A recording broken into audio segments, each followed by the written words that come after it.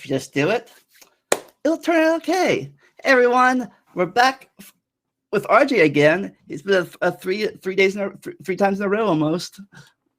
Guest star on here. That many, you can't get rid of me. Today we are venturing away from the science and going towards the history, which he happens to be also knowledgeable of.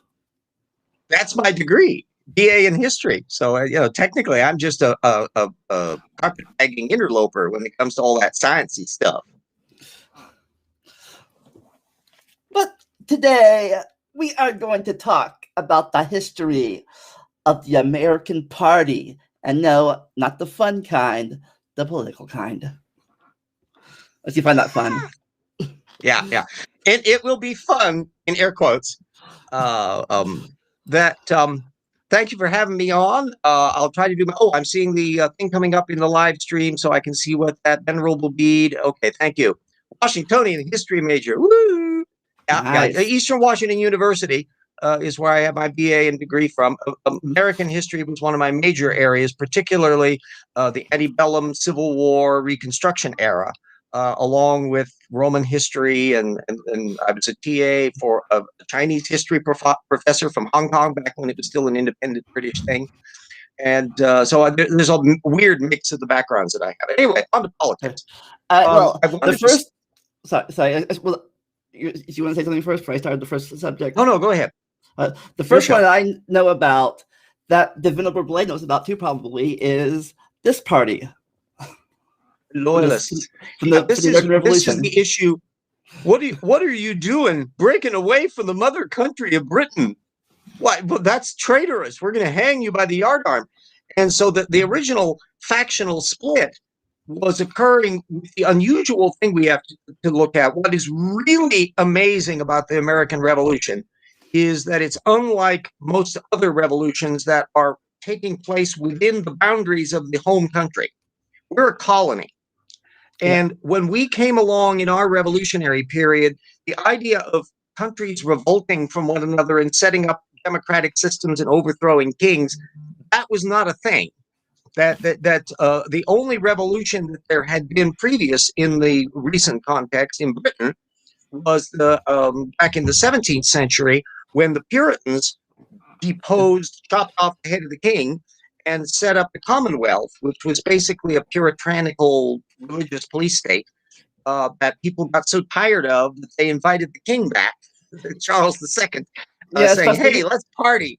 Yeah, especially since I think he tried to make his son the next line. Like, wait a minute, if we're gonna have a hereditary king anyways, when we get back to the king. Besides this. All of our guys. Washington pointedly refused to accept the title of Your Majesty for the presidency, that the tradition of saying Mr. President, that he's just the first citizen of the nation and all that.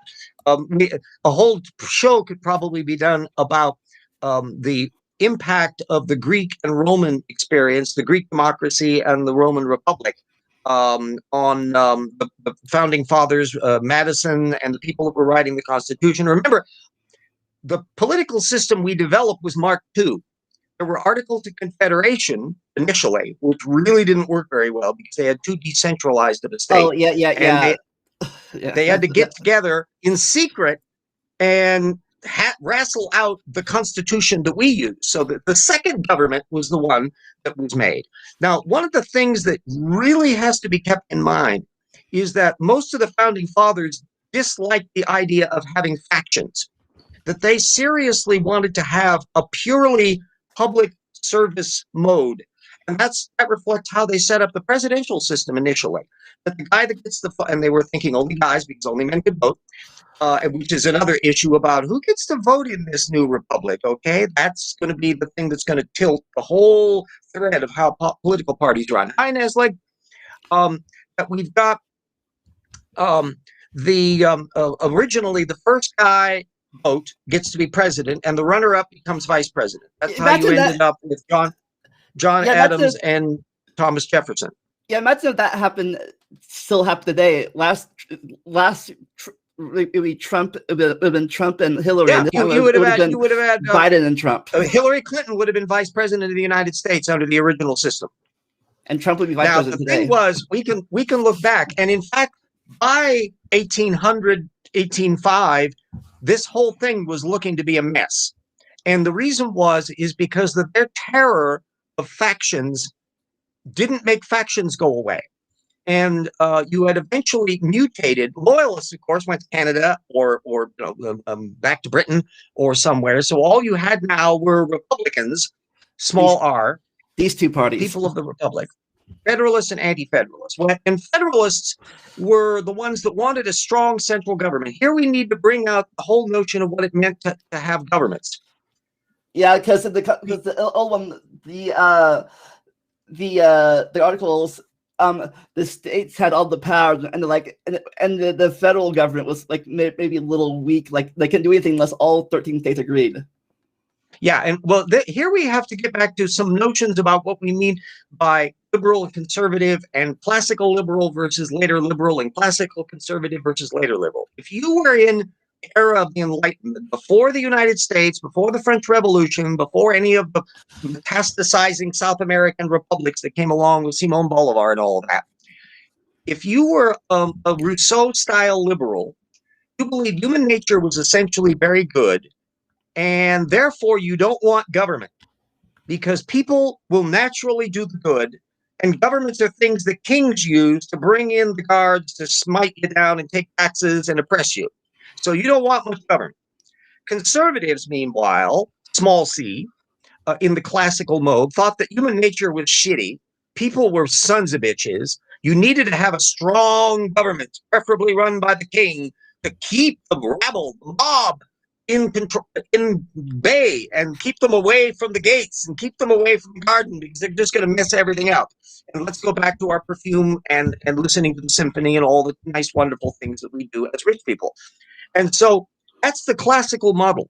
When you slowly shift to a parliamentary system in Britain, and more parliaments and representative democracies and things happening in the 18th and 19th centuries, that perspective flips. And the liberal, who still kind of thinks human nature is good, wants to have lots of government to help the people make good their will as a national thing. Whereas the conservative still thinks people are sons of bitches, and so they don't want government at all, or little of it, so you can just stay off my back, let me oppress whoever I want and discriminate with whatever I want, and let me keep my little slaves and all the other things. You central governments, if you're going to be run by the people now, well, that's not good. Now, unless they're my people. Yeah, and that goes into the notion of where faction comes in. If those of you who have seen Hamilton, which has been shown on PBS, I think just recently, so you can actually, or no, it wasn't. It was shown on Peacock or Disney Channel or something or other. I had a chance to see Hamilton. But anyway, one of the things behind Hamilton is in the election when it was between Thomas Jefferson and Aaron Burr, which was just mentioned by somebody in the live feed. And even though Burr was, like Hamilton, a Federalist, and your Democrat Republican was Jefferson, and so theoretically Burr was expecting Hamilton to vote for him in the Electoral College. He didn't. He voted for Thomas Jefferson and made him president of the United States. Why?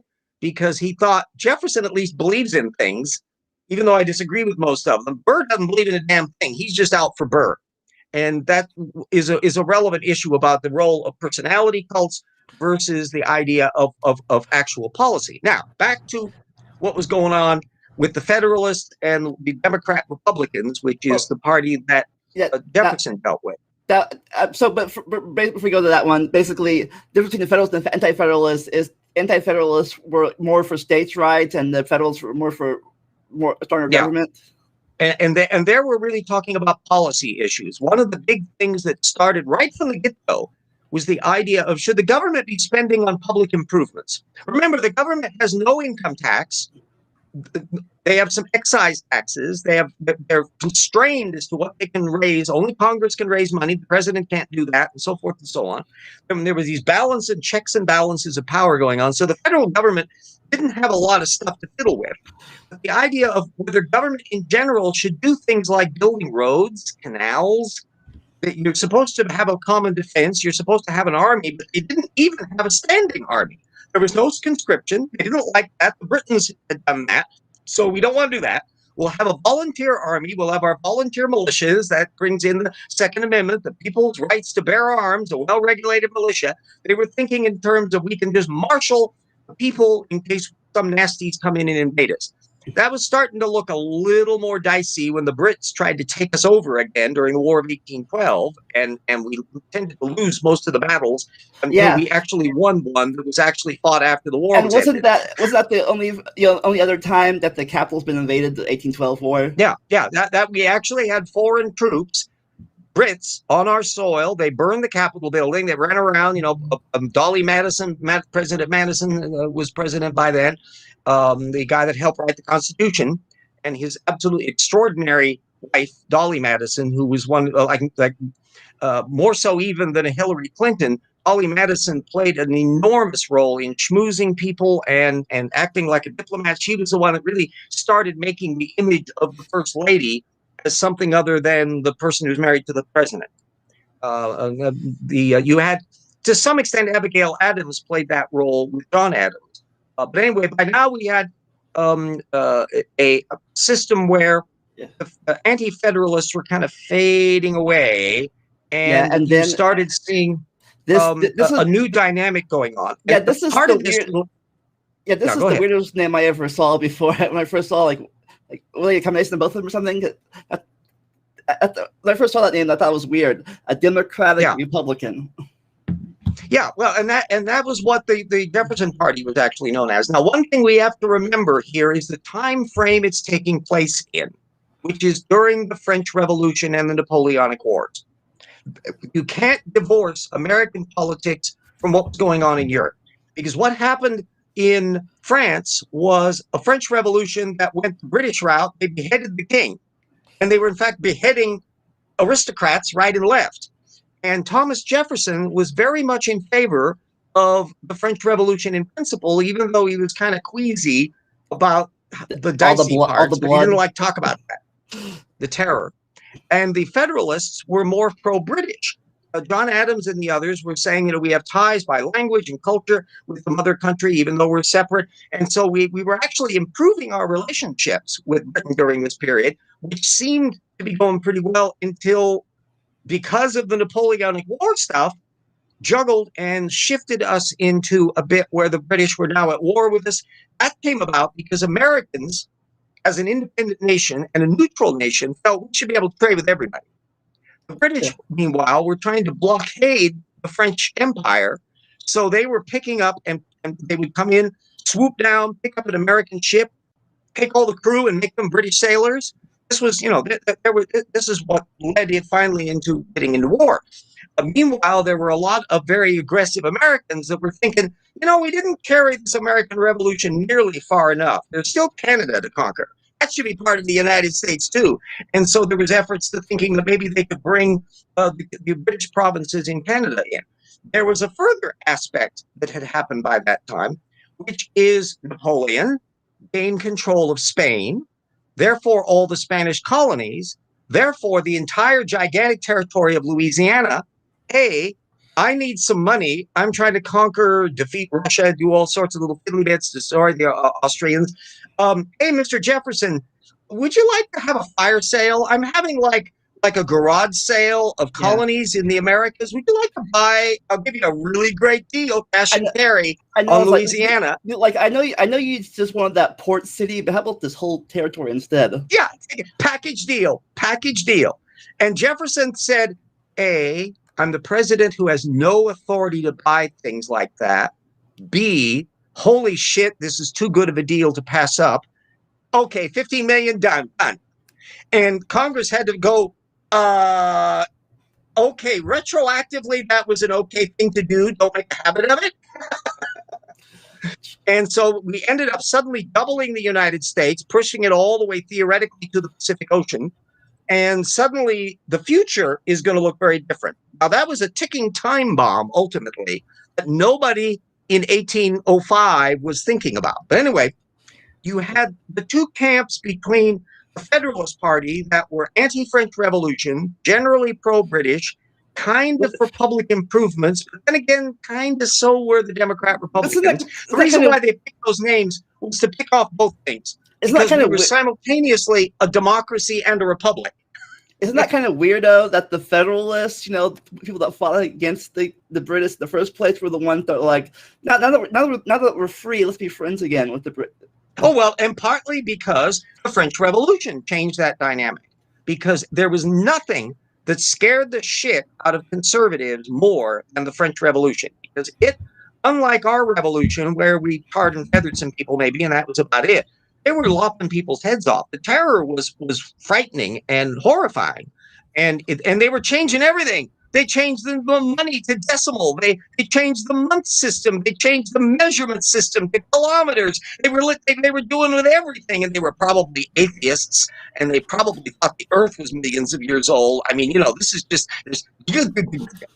and everything is all in tumult. Music is changing. The arts are changing. It's the only counterpart period of that is the 1920s with the Russians going on, which we'll get to in due course. So, and plus the new territory brought up a new problem. Will it be slave territory or free territory? That was the ticking time bomb, and it took a long time, like a few years, before it started to dawn on them. Wait a minute, are these new territories going to be slave or free? By now, you were starting to have more of an abolition movement going on. And you had some that, by the way, there was also a tradition of whether or not states could secede from the Union or not. You know who were the first who were talking about seceding from the Union? Northerners in the New England states, because they didn't like the fact that the government was not allowing them to do the things they wanted to do. So maybe Massachusetts or Vermont ought to secede from the Union. And even though that became associated with things, in a different context, you got to, whenever you're looking at issues that play a role in a later era or our era, you have to remember that's not necessarily the concerns they were thinking about at the time. It's a different time. So we've got the period moving into the 1820s, and we now have a new ticking time bomb happening, which is, should more people be voting? Not just nice aristocrats with wigs that were the people that made the government. So did every white man vote? Bingo. Not your women, not your black people, maybe not ones like Irish. No, you don't want them voting either, now do you?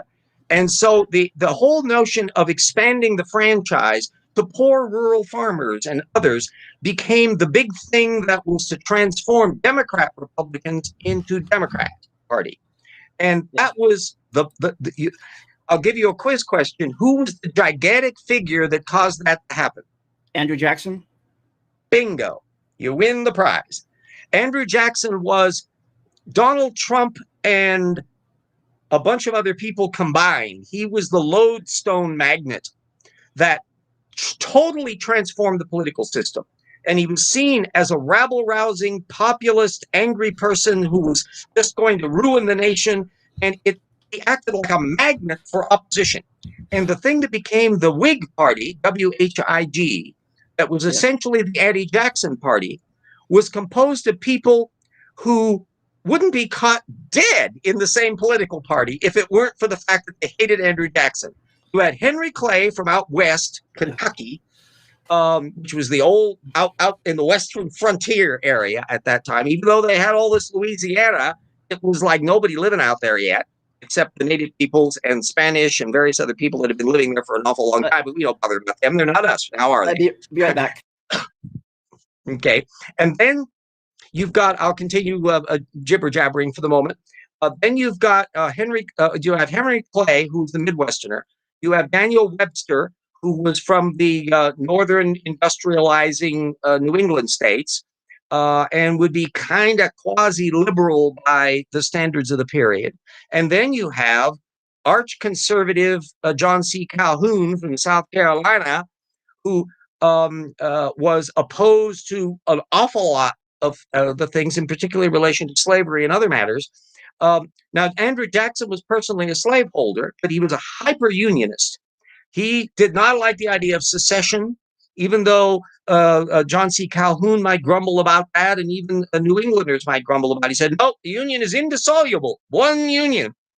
He also was a flaming anti-Indian racist who happily signed off on the expulsion of the Cherokees from Carolinas during this period. He also, like most farmers of the period, from Thomas Jefferson on down, they hated banks. And so the National Bank of the United States, which existed, that was Alexander Hamilton's baby, he killed that by vetoing it and preventing it from being reissued. That had gigantic economic consequences because you had then triggering all of these little state banks, all without any central regulation from the Hydra of Chestnut Street there in Philadelphia. That performed the role of a Federal Reserve would today. You had basically every 20 years a depression all through the 19th century because of all that. Those are some of the ticking time bombs that were being set in motion by Andrew Jackson period. But one thing that did happen was more people were voting. I'm back. Yeah, I gave them a brief a bit about the three people who were the big anti-Jacksonians and how they were Henry Clay, Daniel Webster, and John C. Calhoun, and the various issues of the Cherokee expulsion, the cancellation of the Bank of the United States, the extreme Union can never be pulled apart view that Andrew Jackson had. He was a hyper-unionist in that period. And so you've got, you cannot do anything from the period from 1824 down to the 1830s without looking at Andrew Jackson. By the way, Andrew Jackson actually had won the 1824 popular vote. Yeah, that's what I was going to say. Talk about. Yeah, that was like when he lost it because of the Electoral College. Yeah, the anti-Jacksonians got together and voted him out to. That's why we had John Quincy Adams as president. So then Jackson went on. He won 3 popular votes in a row and was president twice, 1828 and 1832. Okay, before we go on, Ness, you have anything to say? You've been quiet. Well, I think I've just been listening because I don't know a lot about the history of American politics. Okay. I know some stuff in. I know some tidbits. Like I know that the conservative, like the Republican Party now is conservative, and the Democratic Party is now at least progressive by American standards, not by European standards, of course. Yeah. But still, and we'll be going into that process when we hit the 20th century, because all of those perspectives don't really apply when we're talking about the 19th century version. Yeah, right. I was just about to say that like it used to be the other way around. Like the Republican Party used to be the progressive party, and the Conservative Party used to be the Democrats. At times, which is a story which we'll be getting to. This is my area, so this is all absolutely delightful and fascinating stuff. So we got Andrew Jackson magnet that acts as the giant lodestar here. And the one thing we have to remember is that there was an increase in voter activity among white people, including rural people, but not black people and not women. And the idea that somebody that wasn't property could vote. That was gradually changing the franchise and broadening the franchise. And that was largely something that the Democrats were tending to favor in that mode, because they were a party more of the people and farmers and the ones that weren't the ones that were living on top of mountaintops, even if they were slaveholders, which Andrew Jackson was, although not on as massive a scale as various others. Now, that slavery issue was now picking more and more annoying. By the 1820s, it was becoming increasingly obvious that there was going to be fistfights over whether or not the new territories were going to be made slave states or not. And thus comes the Missouri Compromise. Yeah, and there were the Compromise of 1815. All this basically punted the issue, because if you think about it, you have X number of states that are slave, and about the same number of states in the North that are becoming anti-slavery. They didn't start out that way. You could live in New York City and have slaves. There were people that back in Alexander Hamilton's time. Technically, Hamilton owned some slaves, and you had slave trading going on in New York City. But by the time we move into the 19th century, slavery was starting to be kind of frowned on, especially in a lot of evangelical religious circles and in free-thinking liberal circles, both in Britain and the United States and various countries. And so you had this slavery movement, it didn't mean they thought black people were equals to white people. Some believe that, a lot didn't. You could be opposed to slavery and still be as racist as all get out in your attitudes, but that's another story. What we get is, if the new states have a free-for-all and you can get a lot of slave states in the new territories, you can dominate the Congress permanently, and you can make sure there's not going to be any rules to change the slavery. They managed, before this process began, as there were fewer states added on. That's when they put a ban on the importation of slaves. I think that was like 1815 or something, where you no longer bring new slaves in. And wasn't that also the reason for the so-called 3/5 compromise? Oh yes, that was another matter. Is that in order to goose up their vote in Congress, Southerners wanted to count slaves as people but not voters. So we would get representation based on the population in the Congress, because that was the House of Representatives were determined entirely by population. So we would just count our slaves as 3/5 of a person. That gooses up our representation in the House. Senators, remember, were not directly elected. Senators were appointed by the state legislatures. So that was a completely different dynamic. And we didn't start electing our senators until 1912. That was way down in the 20th century. That was part of that progressive movement where the party structures are changing significantly. Slavery was going to be the killer node that was going to be tearing the nation to shreds and ultimately rearranging party structure in the United States. That was going to be based on whether you thought it was a good idea for slavery to be okay, even if you weren't a slaveholder, versus the ones that thought, no, we can't exist half slave, half free. We got to resolve this problem. And it turns out everybody, Henry Clay and others, tried in a bunch of ways to make this issue go away. And one thing they then did with the Kansas-Nebraska Act, whereby now we're into the 1850s, the Democrat Party has where are we at on this chart? This would be 1840s, 1850s period. By now, we've had some imperialist wars. We've gained a little more territory in the war with Mexico. Texas has become an independent country for a while and then become part of the United States as a slave state. And so everything is all up in the air.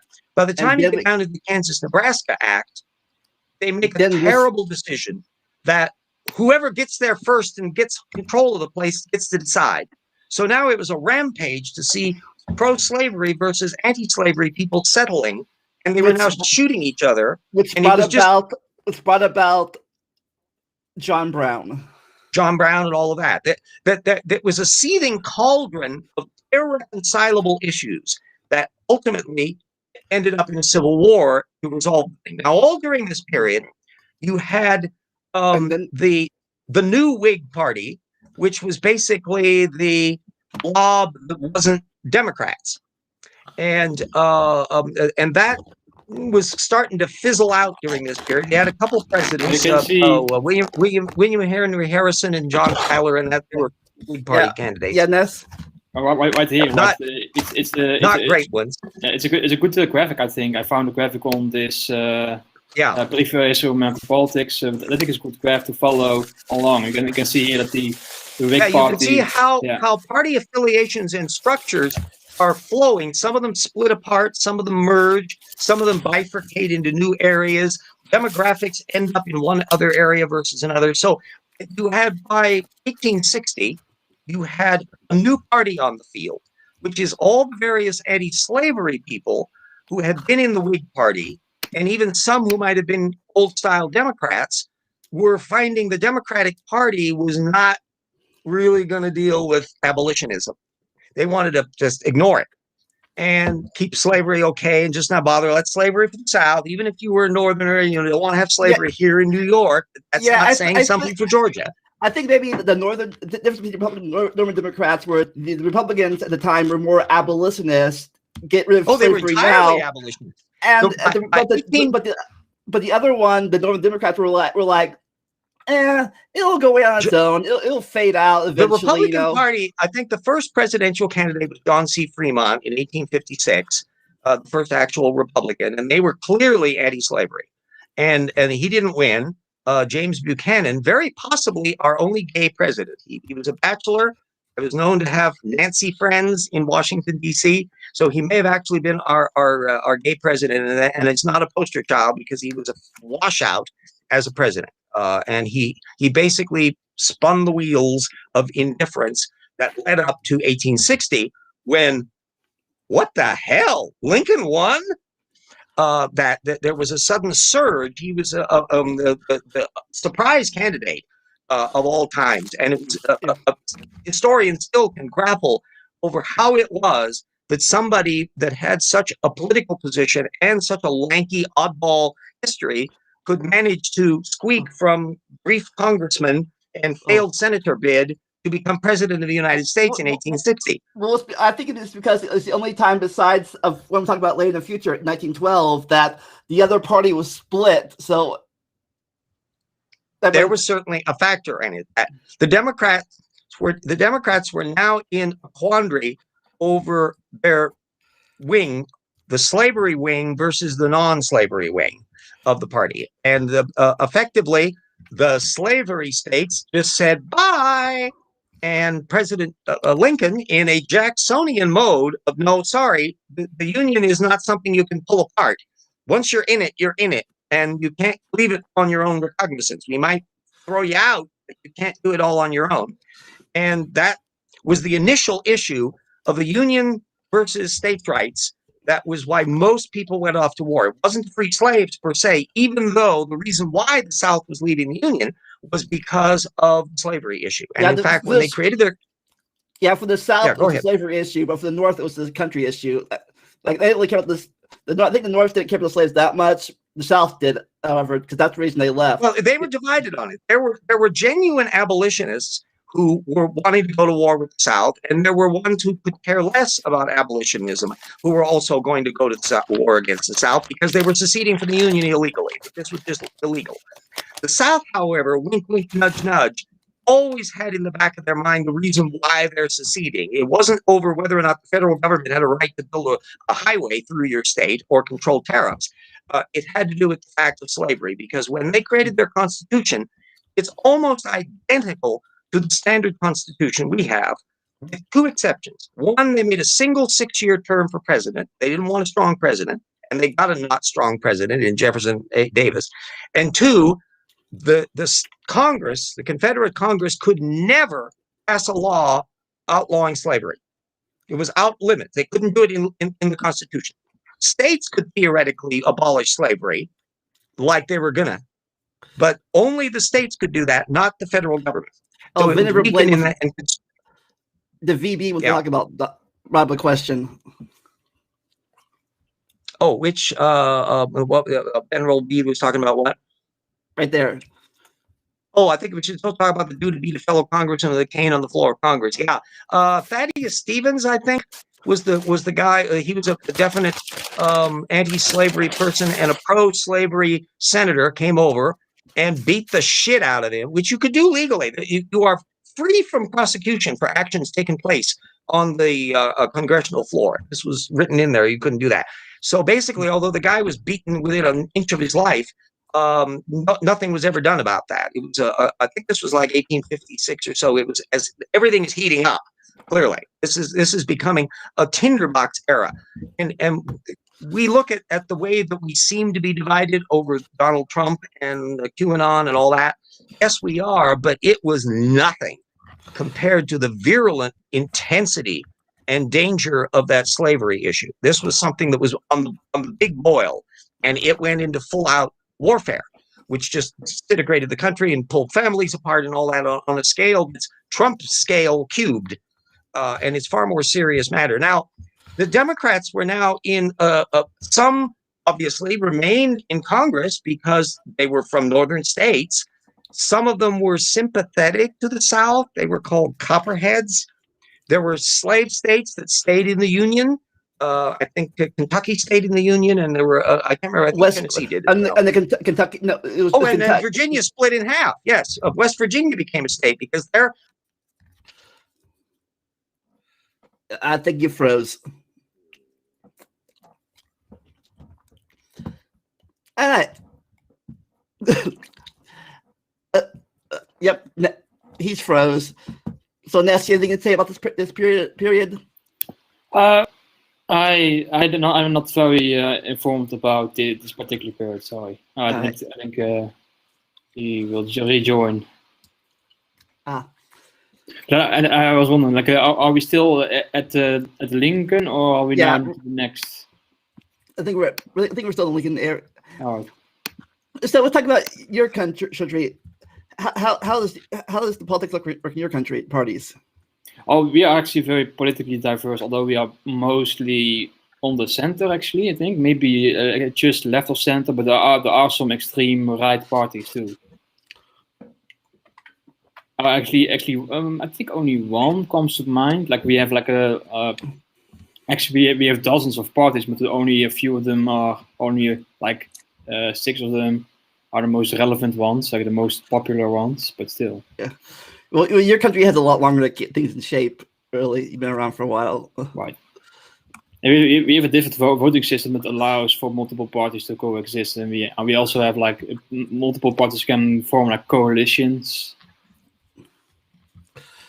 Basically, so yeah, you can have and that maintains some form of diversity. Like if you have like for example a voting system that America's has, then more than 2 is very likely. A third party is very likely not to last very long. So eventually, like a third party will basically be assimilated into like one of the 2 other parties, right. And that's when how you end up with only 2 parties over time. Yeah. Blay has a question for you. I'm not in Belgium. I'm in the Netherlands.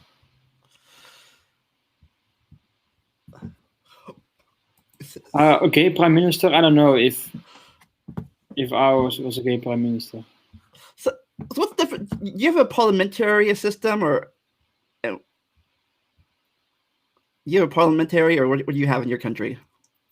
I'm not sure. Like, I'm of course a bit trying to translate it in my head from English to Dutch, but I think we have a parliament. Yes. Okay.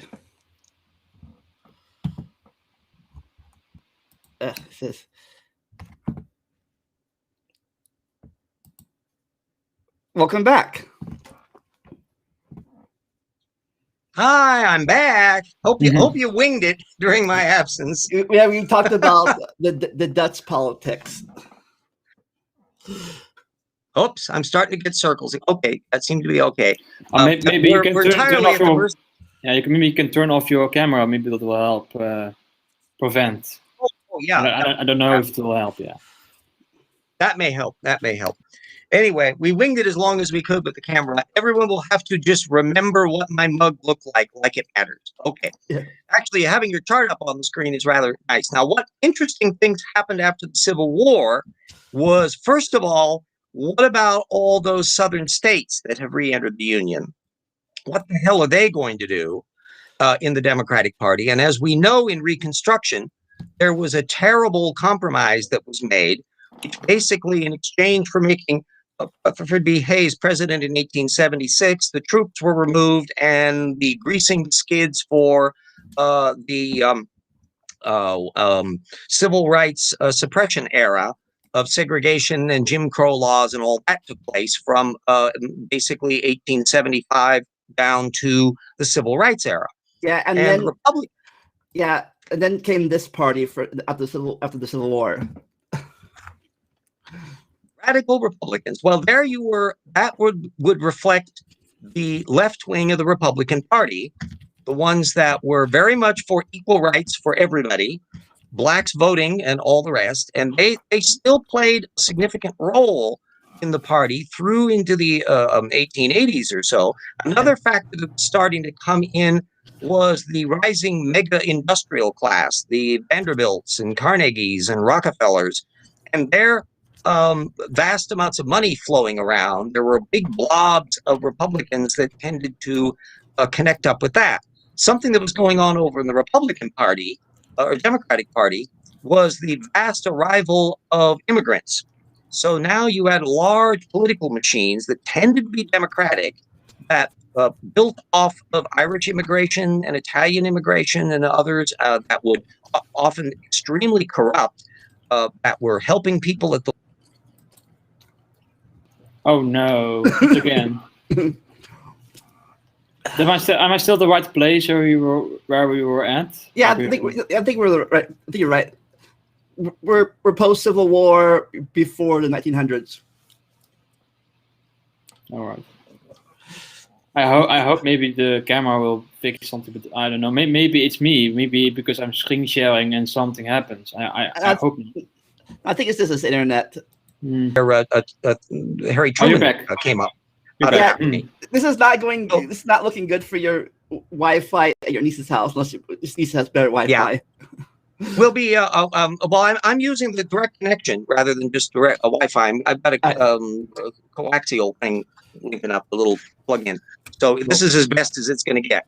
All right. Anyway, so the Republican Party was starting to mutate into a "don't rock the boat too much" party, versus the Democrats also don't rock the boat too much, but slightly different focus.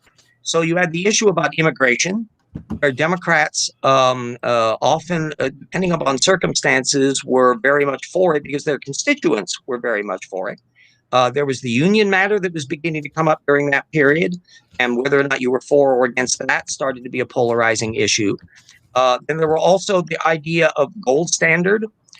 People who were bankers and the like liked a nice solid money standard that they could be very clear about calculating what debts and things were, whereas farmers particularly like to have what we would now call an inflationary monetary policy. They didn't like the gold standard. They were happy to have inexpensive silver come in when they were discovering silver mines.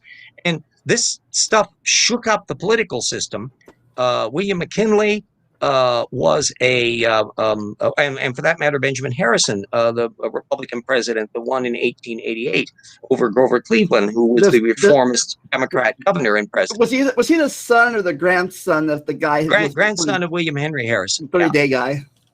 And in many respects, Harrison was not quite the Donald Trump of his period because he wasn't a nasty personality. But it was a point where literally the Republicans had all the wrong policies.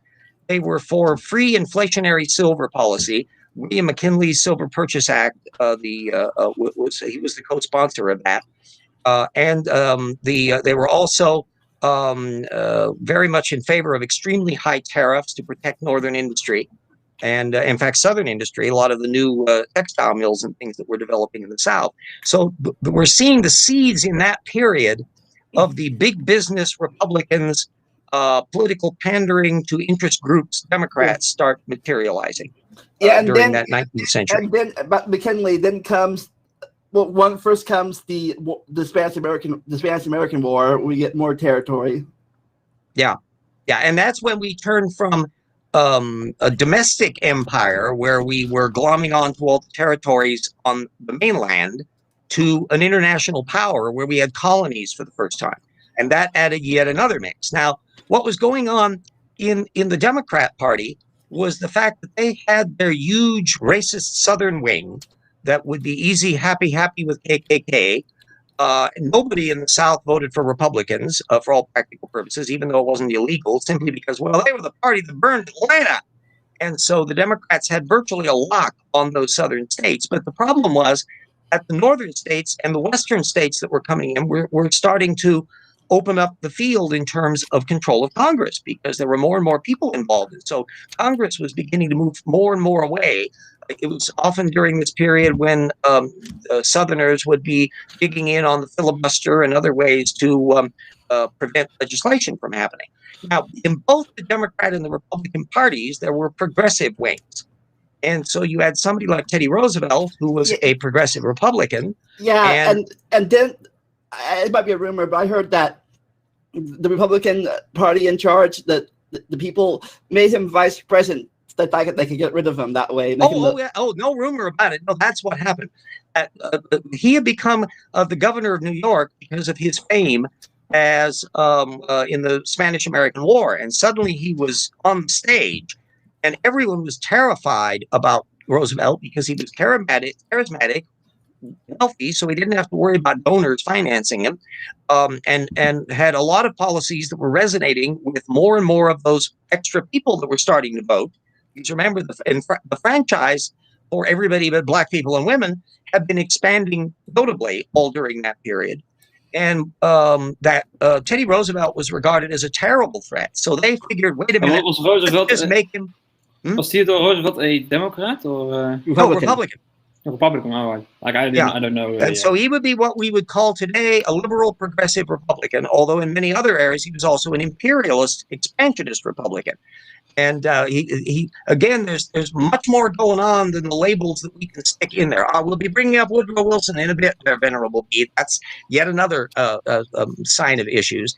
But they made him vice president. I'm trying to think of the ones, Mark Hanna and a few others who were the big kingmakers in the Republican Party in those days. And the parties were very top down. They had a set of very well-heeled party bosses that basically dictated who would be on the candidates. They were almost like the mullahs over there in Iran. Because I might be wrong about now, but I think the only part that the vice president has is the split of the tie vote. I think, right?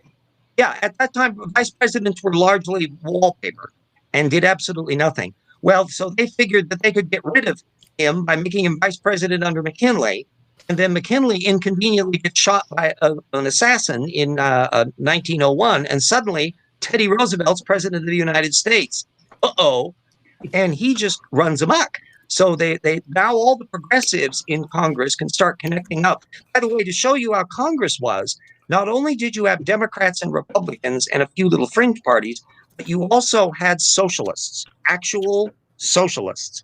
Minneapolis was actually run in that period by socialist mayor.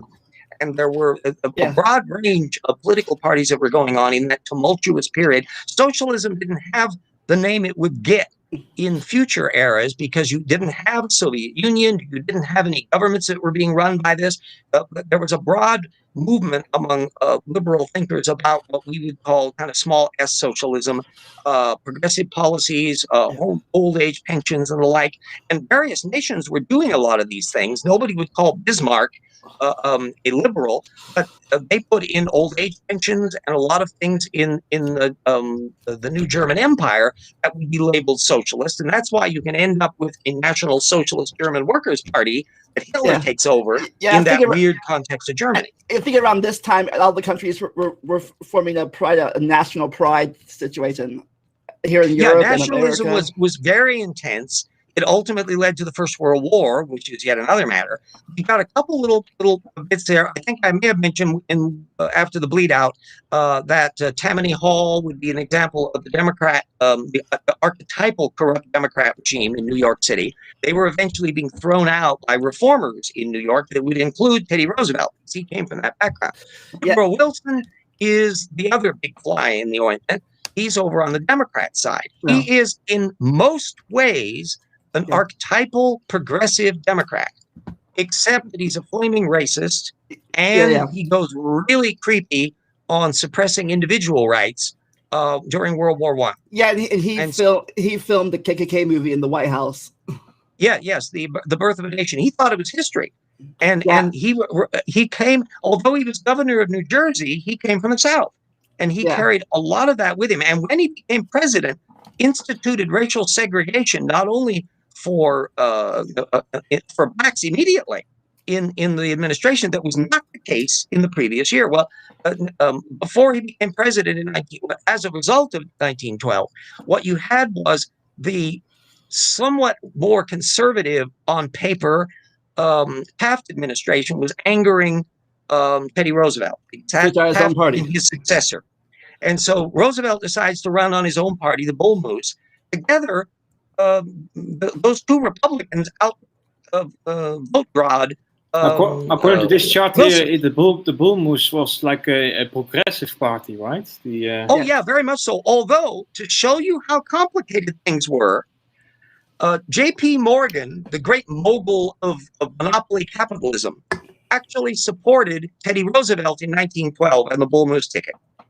And it's because, although Taft was conservative in many ways, he was actually a bigger trust buster. He broke up more trust during his term than Teddy Roosevelt had in his terms.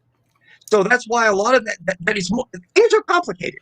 Things have always been complicated in politics, and it's always a danger to view things in terms of, well, you can fit them into this little box.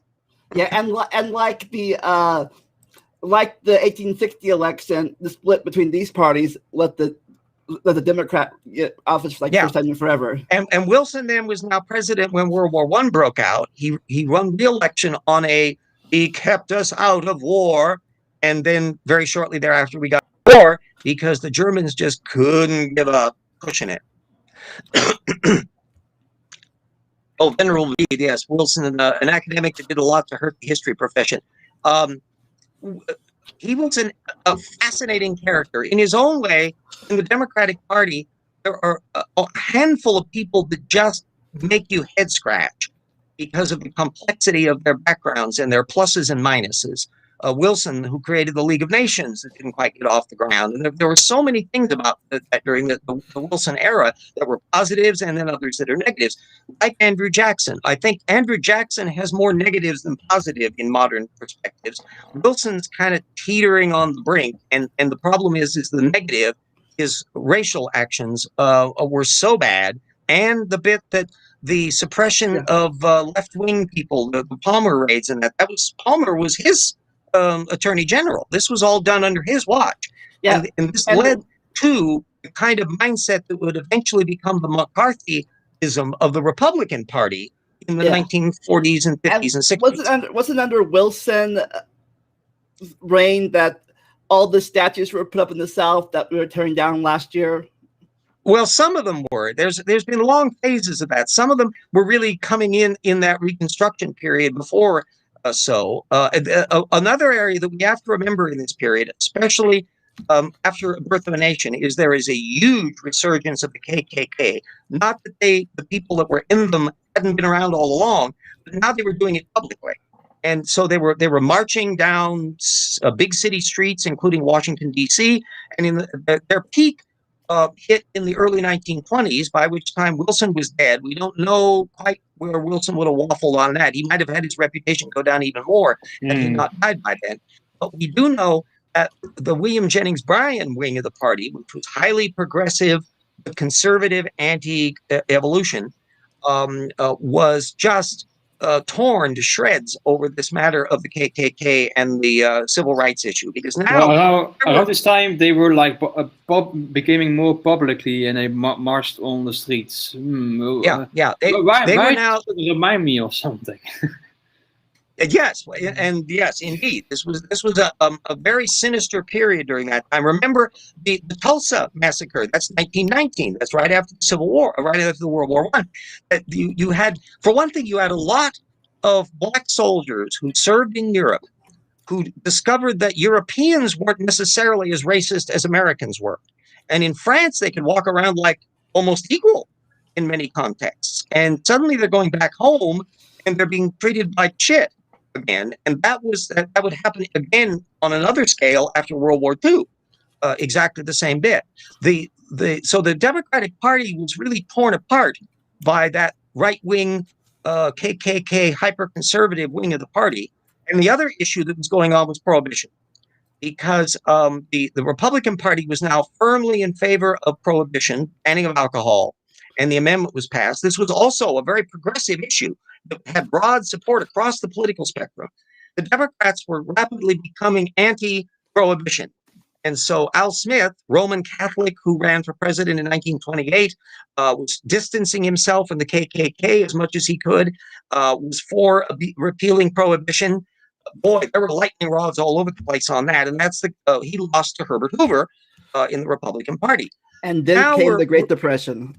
The Great Depression, yes. And we have to remember that by now the Republican Party was turning into baby Republican Party of what we're familiar with. Its linkage to big business, its opposition to labor unions, its easy suppression of individual rights unless certain people are the ones being oppressed, a degree of public sanctimony. The Democrats were disorganized mess, that there were Southern racists, and Northern progressives and Western, hard to tell where those fit into things. And so they were so disorganized that, remember, there were no Democrat presidents from Woodrow Wilson to FDR. But what happened in the middle was the Republican economic policy fell apart.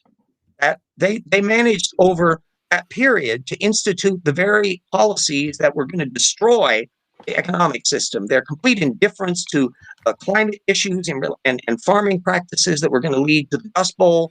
Their giddy assumption that, like, the stock market was going to rise forever and there was no problem about people borrowing on their retirement income to buy stocks. The invisible hand is never wrong. Yeah.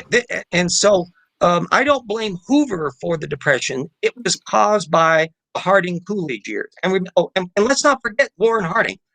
Harding was a corrupt, bootleg swilling, had a mistress. He was a slob, according to Teddy Roosevelt's daughter.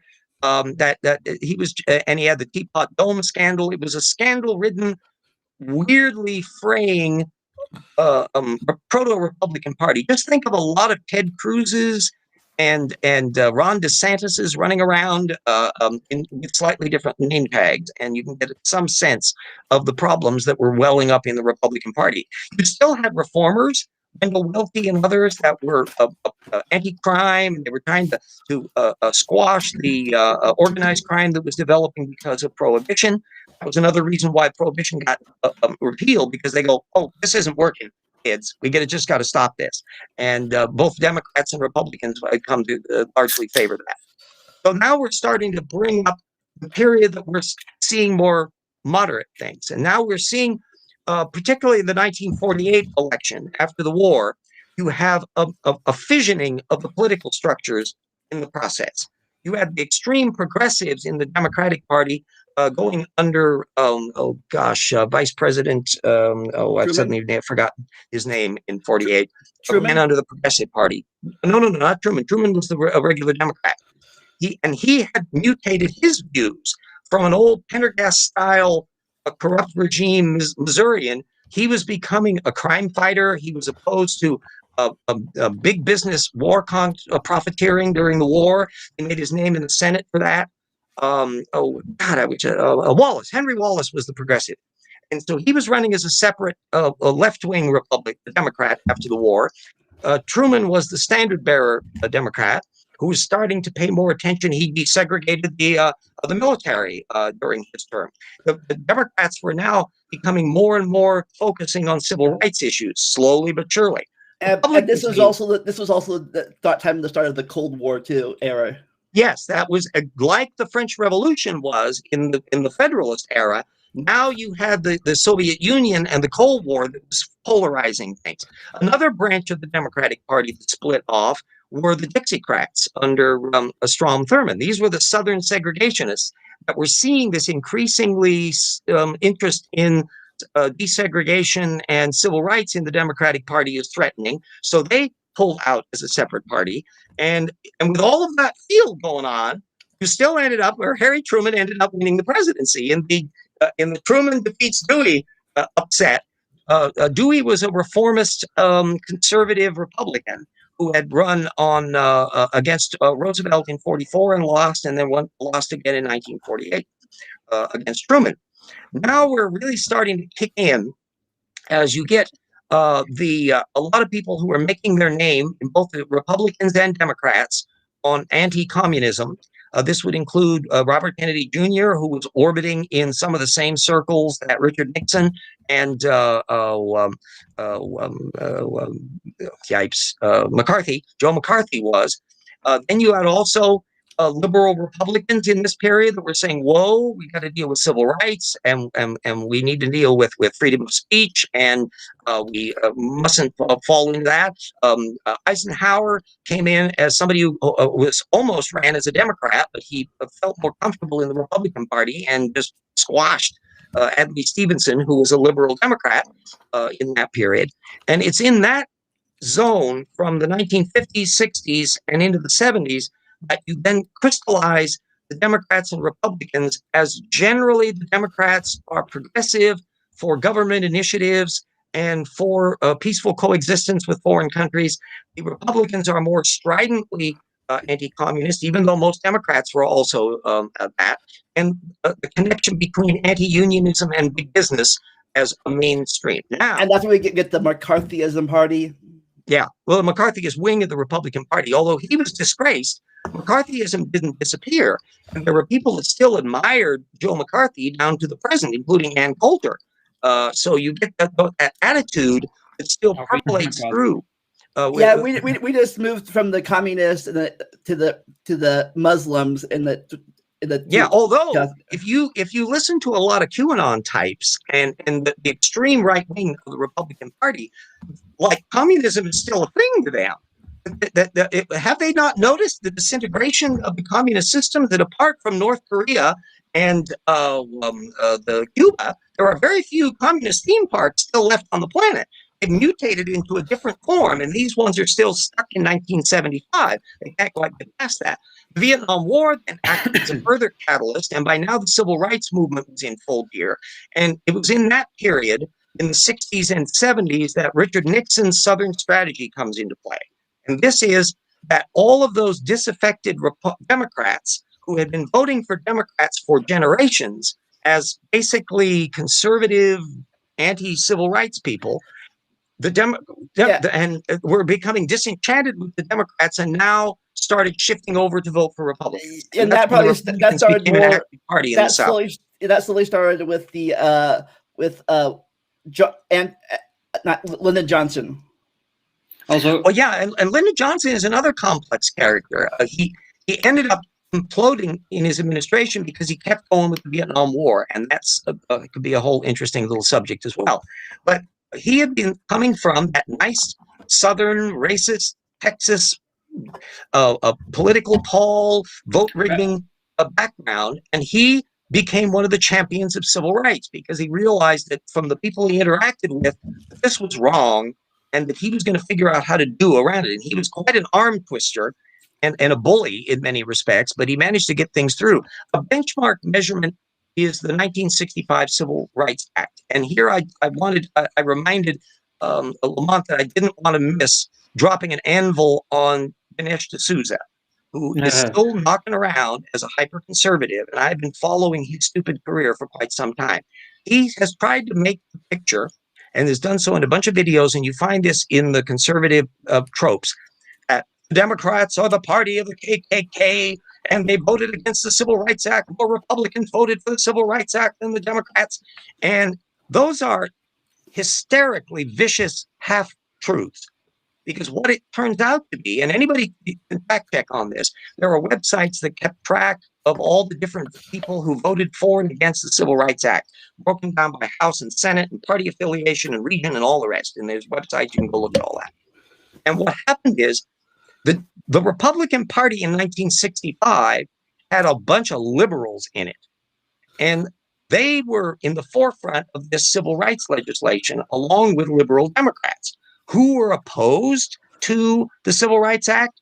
Hyper-conservative racists, who usually were Democrats, but were also part of the new Republican Party in the South. And if you look to see who voted for and against the Civil Rights Act, it turns out almost all of the opposition comes from that bloc from the old Confederate states. And a perfect benchmark of how things were shifting on the party frame is the two senators from Texas. One of the senators was a Republican, and one of the senators was a Democrat.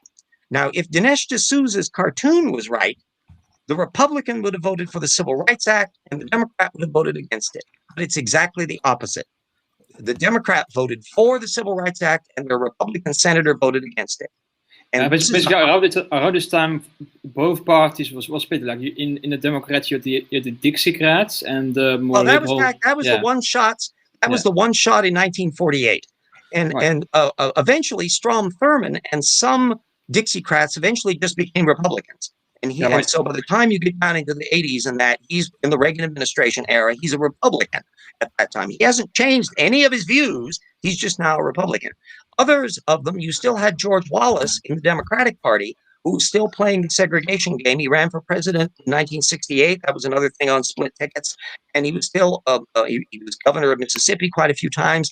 He was one of the ones that in retrospect, has to be regarded as somebody who just made a pact with the devil. Because he actually started out in the 40s as kind of a liberal Democrat. And he then noticed you weren't ever going to get elected in the South if you were for ending the segregation.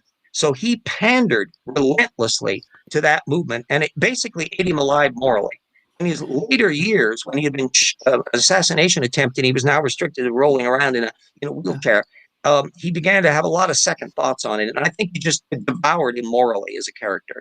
Was it around this time that I think it was around this time I was born, the Republicans started pandering towards the church vote. That's the culture camp phase of the Republican Party, and it starts in the 1980s as the religious right is really flexing its muscles, and they are consciously attempting to take over the Republican Party, not only at the federal level but at the various state levels, and they largely succeeded.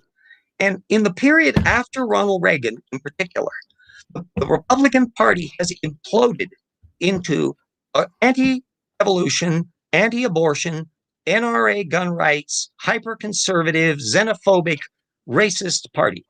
It's happened within your lifetime and mine. That the party that calls themselves Republicans now is not the Republican Party that I grew up with through most of my life. Yeah, here comes the Tea Party. Yeah, the Tea Party is that the what now seems mild, but was now the new wackaloon wing, who basically are hyper ideologues who would rather blow up the system than compromise.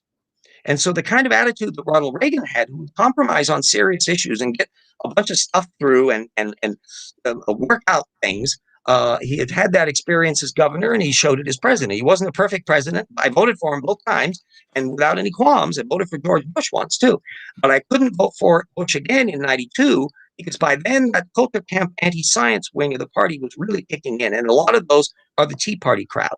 Now that has just continued relentlessly in the decades since.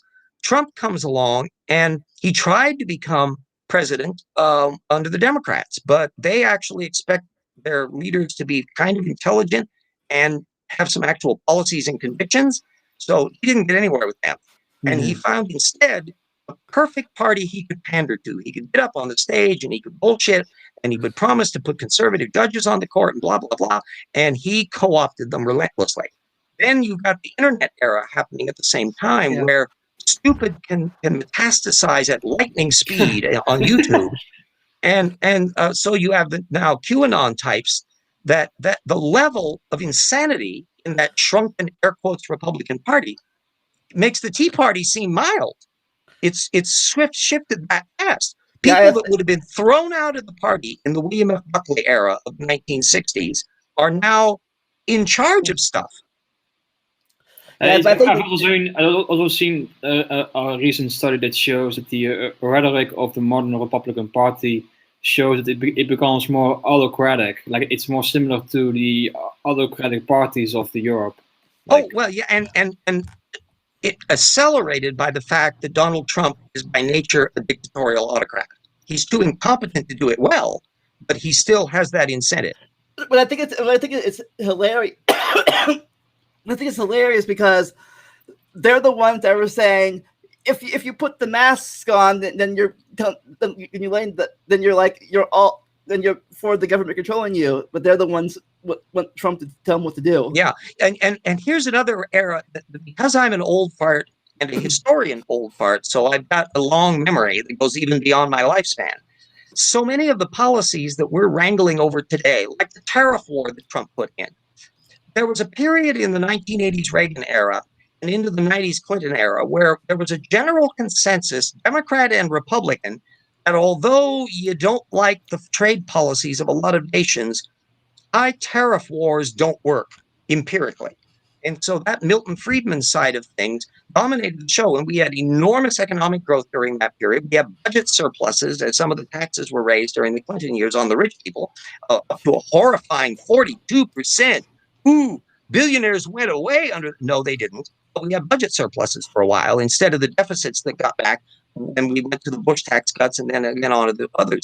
But and you know who initially proposed what you would now call Obamacare?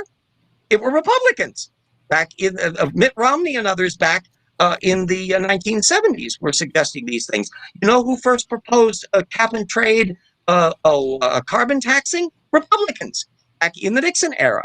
And so there's a whole bunch of policies that are now thought of as more democratic, but it's only because the Republican Party has gone marching off the lemming cliff into a completely wackaloon and personality-driven thing where they don't even have any policies much to go for. They scream about critical race theory, they yell about communism and socialism, and I'm going, excuse me, buckaroos, let's get a grip on here. We need to have a better sense of that. So is that summed up the history as we've gone from the foundation of the Republic down to the era of Donald Trump and filled in some of the blanks? If people have got questions, I think it's time for a Q&A. What do you say? Yeah. I want to say something about something that was said before about like how was it again? Like not McCarthyism, like Hoover he blocked people from entering the US like a communist, right? Entering the communist from the United States, but it was not and today it's now Muslims basically. But in any case, it didn't used to be only communist. It also used to be Jewish refugees, especially from the Germany. Before that, there is not an immigrant group in the United States that has not been dumped on as the nasty foreigners. We now view, and this has been shown out by the census forms. There, in the old days, in the 19th century, you would have had census things and immigration bits that would have had listings for white, Italian, Greek, that those weren't considered white people. Yeah. Now nobody would think a thing about it because the parameters have changed. Also, that was a time when before you've heard the phrase the Judeo-Christian tradition. That's a relatively recent term because they would not the Jews are separate from Christianity in the old way of looking at it, and so you have this bracket creep of terminology that shifts over time in the same way that George Carlin made the joke about you started out with shell shock and then it turned into battle fatigue and then post-traumatic stress syndrome. They keep on weaning down the terms to make them sound more innocuous. It's still battle fatigue. It's still you're going nutsball because there's stuff happening that your brain can't handle, and it tends to minimize it. So you find a lot of bracket creep. And I would say that one of the most horrifying things about the current branch of Republicans, air quotes, like Green and others, and Mark Getz, is they are historical illiterates.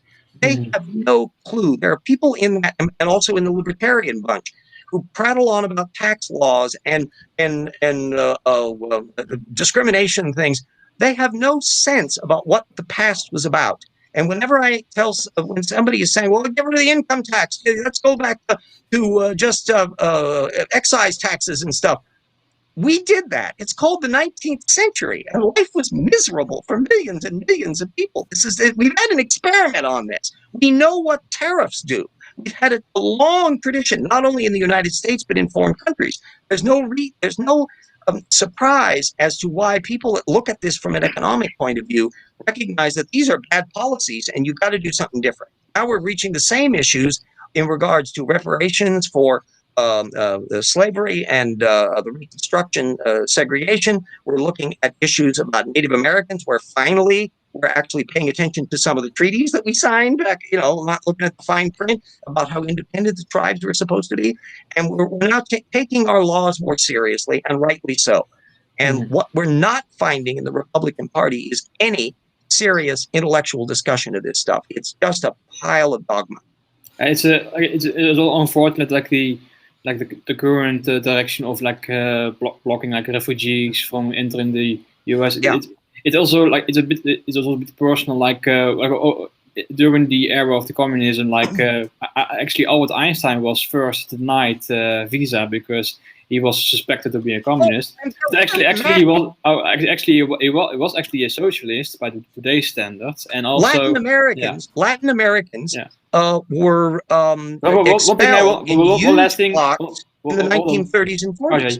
But one lesson I wanted to mention, because I want to leave soon because it's over midnight here. But Right. one is it's also the case that Anne Frank, the famous her father wanted to move his family to the US, but they were denied by the same policies that denied basically communists from entering the. And another area is just absolutely blatant. The Chinese Exclusion Act would be in the period like in the 1880s through to the 1920s that was even when there was functionally open immigration for just about everybody, but not Asians, not Chinese.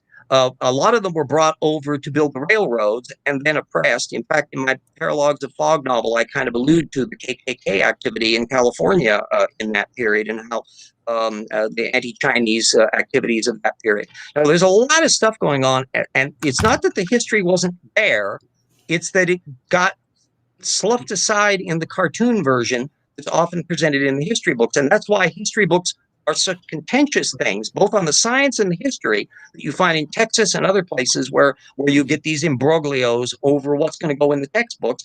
And the critical race theory is just the latest issue, the 1619 Project and others, that there are unsettling facts that we need to pay attention to. And before we go on, I was going to say a good night to Ness so he can go to sleep. Yeah, bye, Nestle. Hope you learned a little more about our wacky history of the United States. Thank you. Bye-bye. Bye.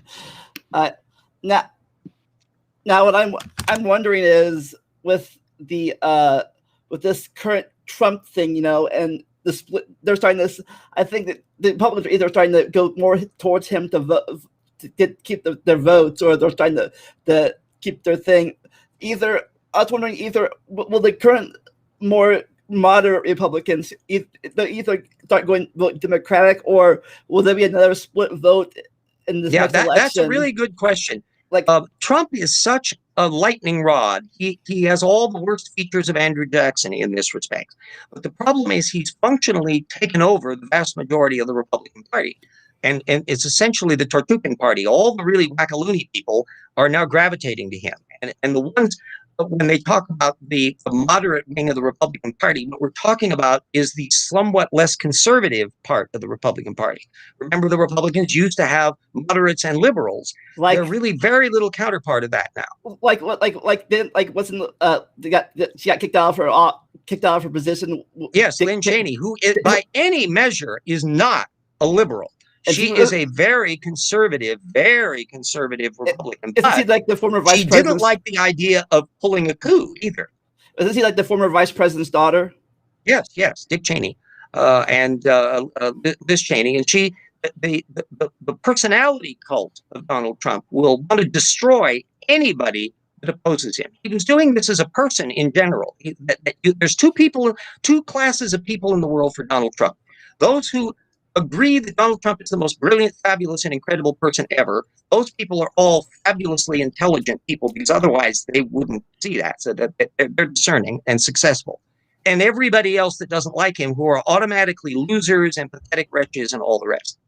Neoconservative, yes. There's no sense whatsoever. Look at John McCain, who in almost every voting measure would be regarded as a very conservative senator. But as a war veteran who had been through torture, he was mindful of how that worked and how it was a bad idea, and also some issues about health care, which is why he voted against repealing the Obamacare program and earned the disdain of the God King Emperor Donald the Infallible.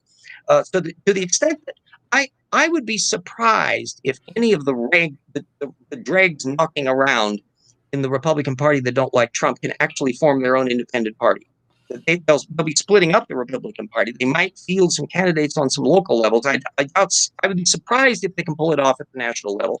And frankly, the shrunken Trump Republican Party is still the majority of the Republicans. So what's going to happen in there is going to be interesting. Yeah, Whether Trump ends up bankrupting the Republicans like he's done everything else and sucking them dry to keep himself afloat, we'll see.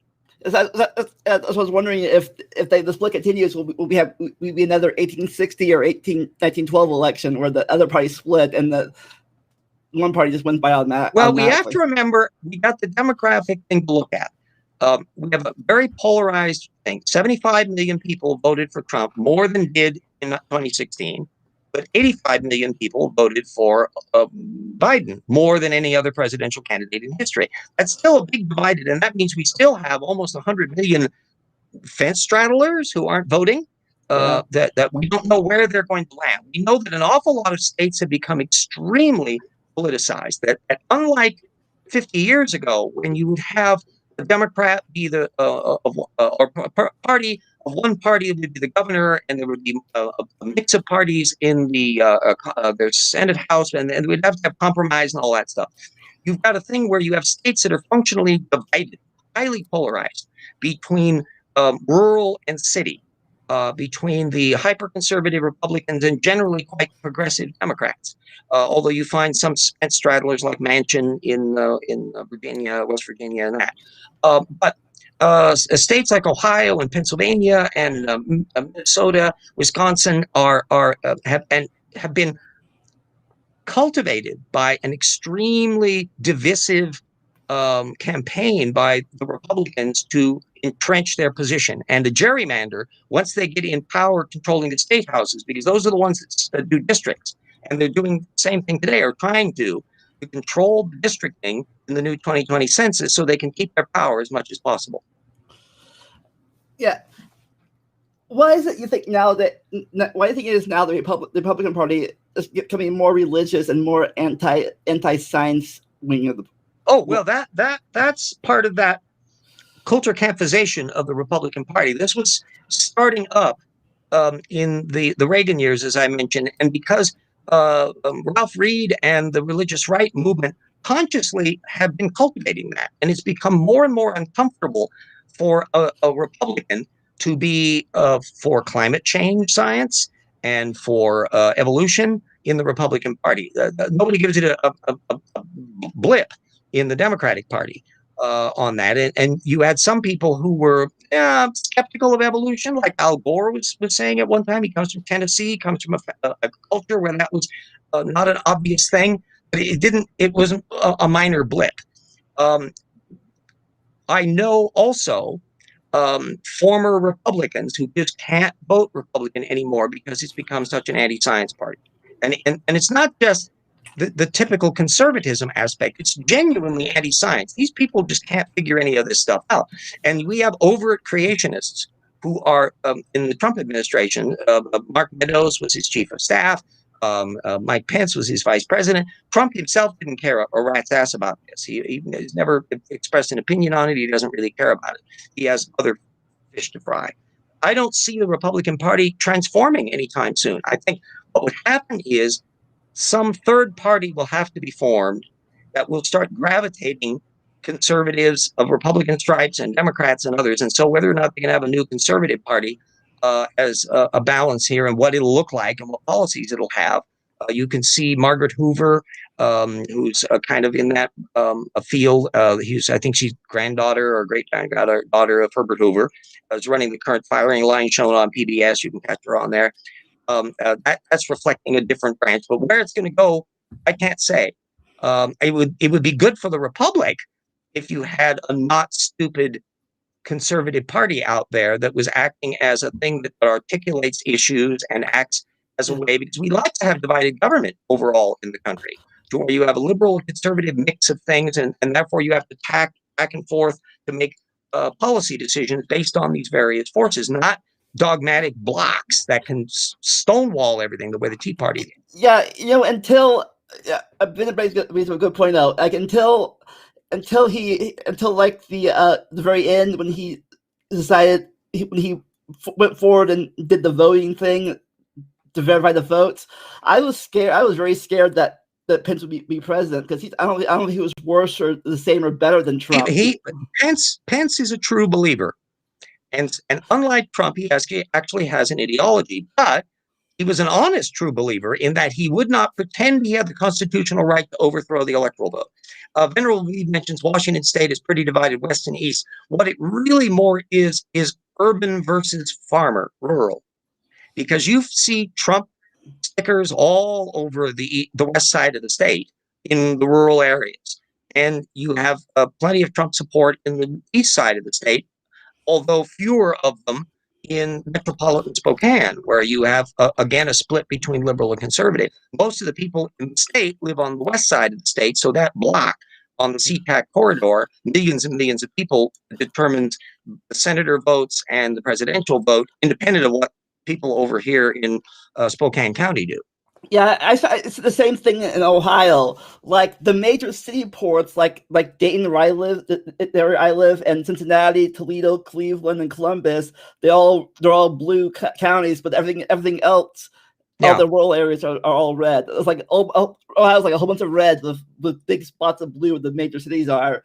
And that and generally speaking, urban areas are very difficult to govern because they got lots and lots of people. But they tend to end up being run by Democrats, because when Republicans run them, they tend to screw up, at least in the last half century or so, because of this politicization. And there are exceptions to some of these things, and I would like to encourage not brain dead people to be in politics and create either a revitalized Republican Party or some new political party. The third parties in general are difficult to deal with. And the Republicans have been running on the inertia of a two-party system where people still think of them as like the party of Abraham Lincoln, even though anybody that knows Abraham Lincoln knows, no, the Ted Cruz, Donald Trump party is not the party of Abraham Lincoln. I think the only time that I know, at least in recent history, that a third party even came close to even getting any votes was the 90s with Perot. Yeah, and that was a high watermark. There was another personality figure. He was a wacky oddball. And even he came in a poor third.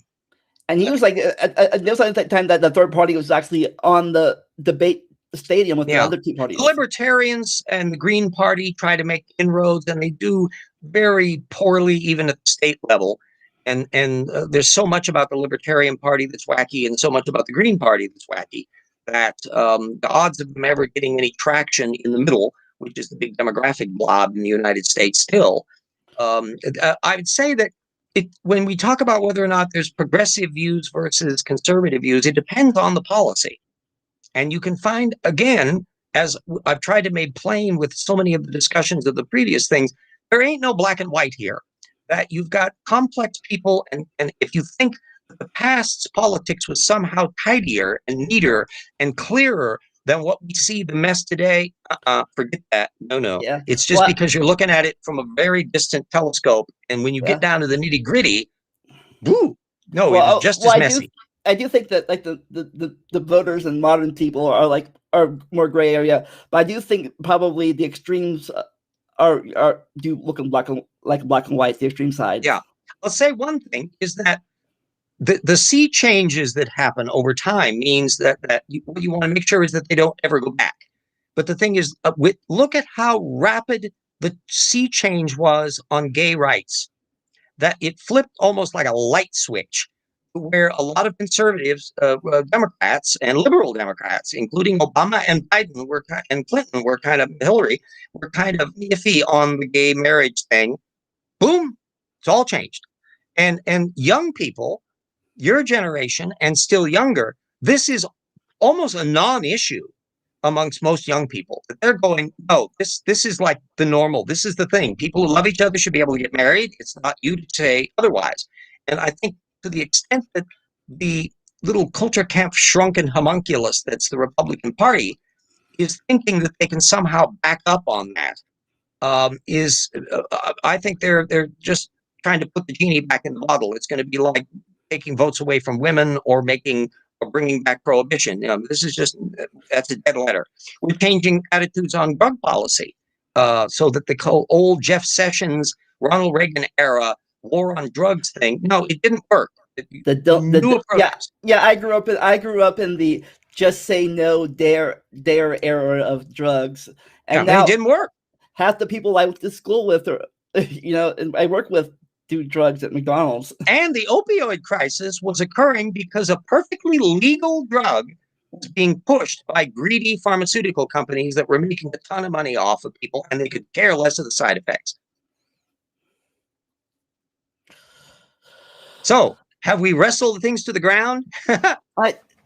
All right, anybody in the chat have questions? I guess that's only Venerable. I don't know if that's anybody besides Venerable Blades watching this point. Got any questions? Yeah. VB? I tried to summarize the whole sweep of things as much as I could, and it was thanks for Nestle for putting up that chart, because that was a very useful thing. Just like in a phylogeny, when you see they're not simple straight lines, they're bifurcations and mergings and all of that, and that's been the lesson of history. So we're in the middle of something politically, and where it's going to go, we can't tell, but we're the ones that are going to make it happen. Yeah, other thing is, I think it was before, is how far they've come from the Reagan era to the Trump era, the Republican Party. You know, it's Nixon looks good by contrast. George Bush looked good by contrast. I still remember. I think besides his crazy Star Wars thing, I think Reagan's most famous for the tear down the wall speech he had. Yeah, he had his ups and downs. An area that was one of the things that even while I was voting for him, I was worried about and didn't like was his Central American policy that I thought was overly rigid and ultimately counterproductive, because he was coddling Guatemalan dictators and that, which I didn't like at all. And then we go to Trump, who's saying, build up a wall. Yeah. And he couldn't even build that. I mean, you build a 40-foot wall, you invent a 41-foot ladder. And it's not like the Berlin. So are we saying that? Is Trump saying that the Americans will be like the Soviets, keeping people out by guns and everything? No necessary, because that's the purpose of this Berlin Wall, to keep people in or keep people out. Well, the gun issue, I think, is a real cultural change. I can't see any set of circumstances where any laws can be pushed through that won't bump into the Second Amendment issue. And in order to repeal or modify the Second Amendment, you're going to have a Congress and then the states pass a constitutional amendment. Snowball's chance it fell on that. What will change is as fewer and fewer people buy guns. If you reach a stage where it's not that guns are illegal, but there are fewer and fewer people owning them, and you don't have such a wash of weaponry. And that's where you have to deal with the fact that the industry that makes guns has a vested interest in selling product. And so long as they have a profit motive, you're going to have a problem. Yeah, for me, personally, it's an in-between thing. I don't really care if people have guns. I understand why people have to, the modern citizen have to have a high-power laser rifle, semi-automatic gun. To some extent, we have a gun fetish culture. I've used nail guns in roofing and nail guns for putting together sheds and so forth and so on during my long checkered career. And so I know what a power tool things can do. You do not find staple clubs where aficionados come in and look at the latest staple gun and have stapling competitions, and they have their T-shirts with all the stapling things and the big staple gun conventions where you're doing that.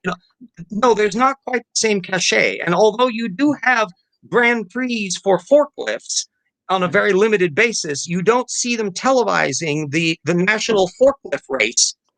You have a set of tropes that play into things, and we have been a culture that's had the sidearm as a feature of the yeoman farmer all the way down to the Wild West, where it's so marinated in our culture that it can't be eliminated just by passing some law. It's a bigger issue than that. Plus, I also think it's a difference between our modern time we have now and people, and say the Wild West era, or even the Revolutionary War era, where having a gun was actually survival. Oh yeah, yeah, and also it's very difficult to be a mass assassin with a blunderbuss, where it takes 15 minutes to reload the damn shell. Yeah, like when you need a gun to like hunt and live off the land, then that's a different story, in my opinion. Whereas the ones that just go out, I mean, if you're going to shoot an animal and eat it, that's one thing. If you're going to shoot it and put it on the wall, and especially if it's a species that's nearing extinction, like Donald Trump's kid wandered around blasting things, killing Bambi and all the rest on that. I mean, and remember, Bambi was actually an Eddie Hunter movie.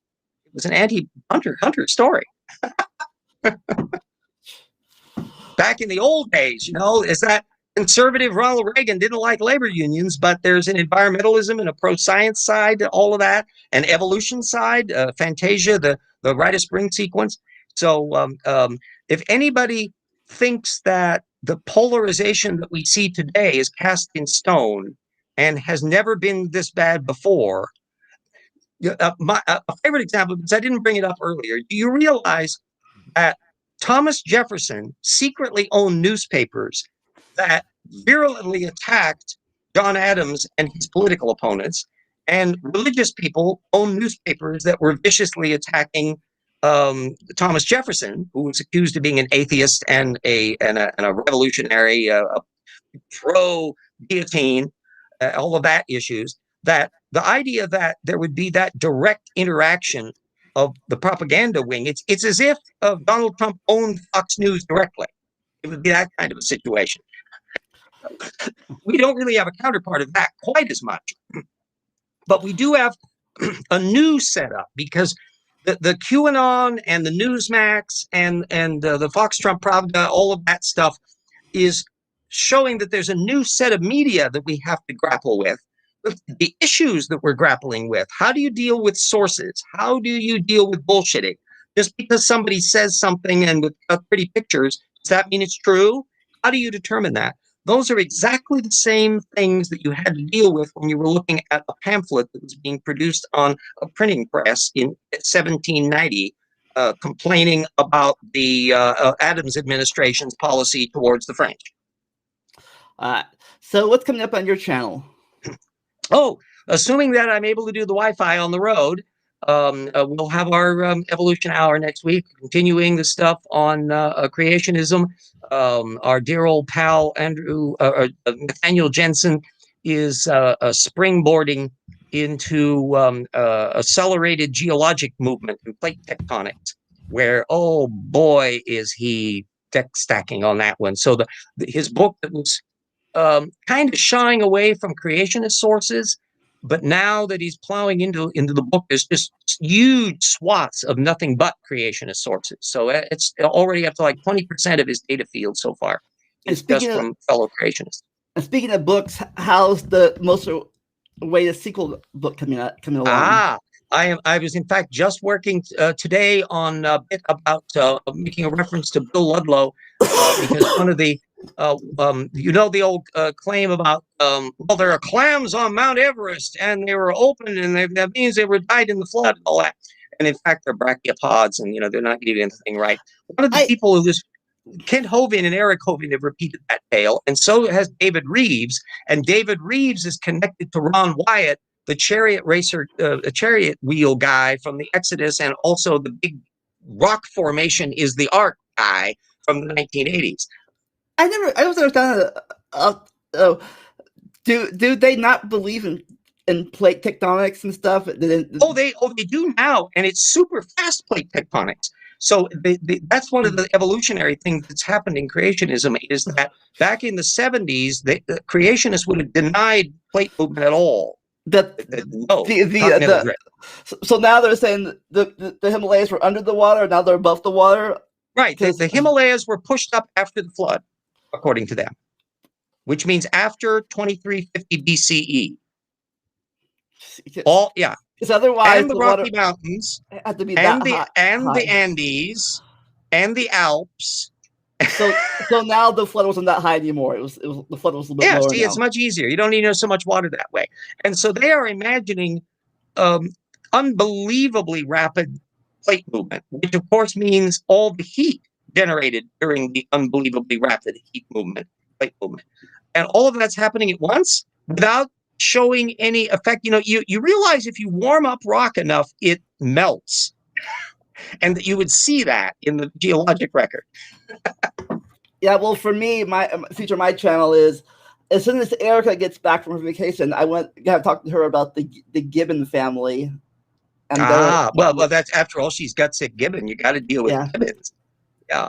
And I adore her. She is just one of the perkiest, and she is so delicious. She can't it's very difficult for anybody to dislike her, even creationists, because she's so amiable. At the same time, creationists can't help but hate her because she's just so ruthlessly good in her criticisms.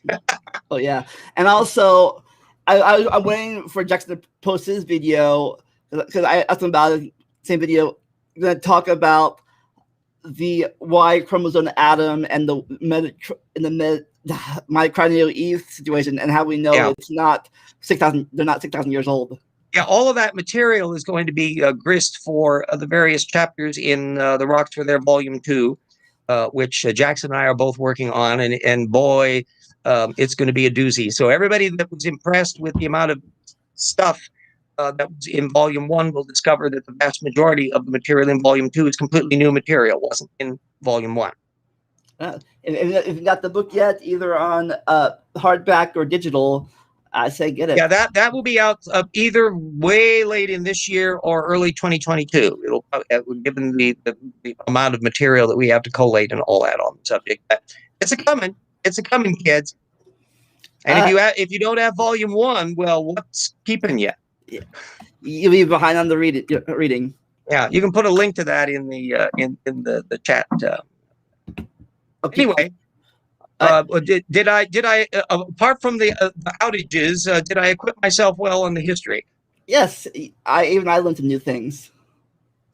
It's an amazing historical bit. It's about personalities. It's about policies. It's about big issues of immigration and economics and international rivalries and war and peace. I mean, all of that has made what we have today, the political parties, and it's up to us. Because we get the republic that we make. It ain't coming from magic. It's from our own actions. And I want a republic that is more like Abraham Lincoln. All right. And remember, everyone, never stop learning and enjoy the randomness. We'll see y'all next time. Bye. Bye. Stay safe, everybody.